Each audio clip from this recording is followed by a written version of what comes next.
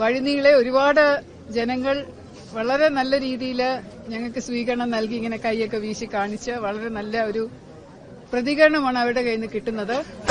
എന്റെ ആത്മവിശ്വാസം ഭാരതീയ ജനതാ പാർട്ടിയുടെ നാഷണൽ ഡെമോക്രാറ്റിക് അലയൻസിന്റെ ആത്മവിശ്വാസം വളരെയധികം വർദ്ധിച്ചിട്ടുണ്ട്.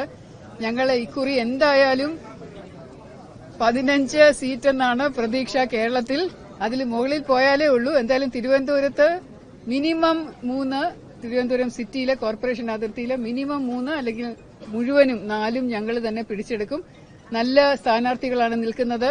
ജനങ്ങൾക്ക് വളരെയധികം അംഗീകാരമുള്ള സ്ഥാനാർത്ഥികളാണ്. എല്ലാവരും മടുത്തു, ഇടതും വലതും മടുത്തു കഴിഞ്ഞു.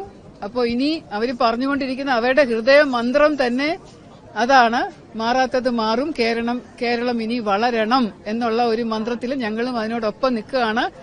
അതുകൊണ്ട് thank you so much for your support. നിങ്ങളുടെ എല്ലാവരുടെയും അനുഗ്രഹം ഞങ്ങൾക്കുണ്ടാവണം. വളരെ നന്ദിയുണ്ട് മാധ്യമപ്രവർത്തകരോട് ഇത്രയും നല്ല രീതിയിൽ ഞങ്ങളോടൊപ്പം നിൽക്കുന്നതിന്.